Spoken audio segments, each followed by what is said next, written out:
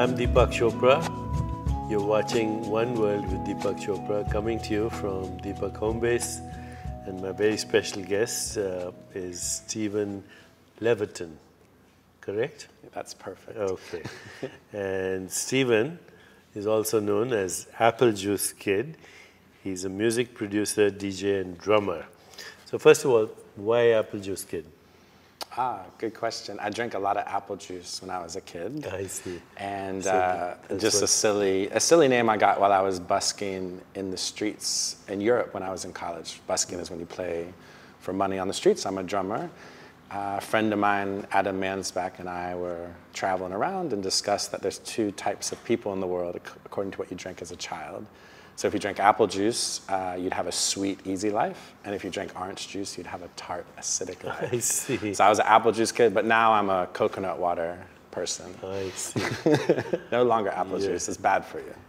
Too much Are sugar. you into oil pulling with the coconut juice? Do you know what that is? Pulling? Yeah. I've heard of it. I haven't tried it yet. Okay. Do you do that? Yes, I do. With coconut water? With coconut. Which kind of coconut water do you? Whatever they buy me from the farmer's market. The farmers? Yeah? Okay, good. So, how did you get into music? Were you always a musical No, I grew up in a very... child, prodigy, whatever? No, it was like the Michael Jordan story where Michael Jordan, didn't make his high school basketball team. He worked really hard. So I was a very similar... I was not the best drummer growing up. From 0 to 11, I was just a normal kid. At 11, I chose to play drums for school. Mm-hmm. And the way you're looking at me is so powerful, so I'm getting thrown off.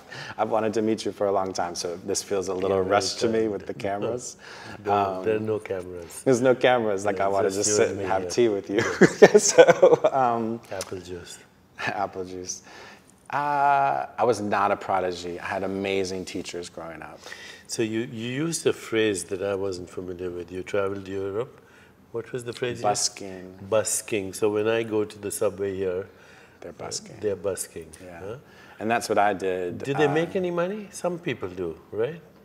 It's the same as any other occupation. Sometimes they make a lot, sometimes they make a little. But I made enough to travel around Europe. Every time I see, what do you call people busking? Buskers? Buskers? Okay, so every time I see a busker, if I enjoy the music, I'll put in a $20 bill. Yeah, in Europe or some other cities, when I played, there would be a crowd of like 200 people gathered because it was like real funky drumming. It was like a pretty loud. Drums are very primal. Yeah, huh? and it was a djembe fused with like go-go music and dance music. It was pretty different, so it was cool. And then when did you become a post-busker?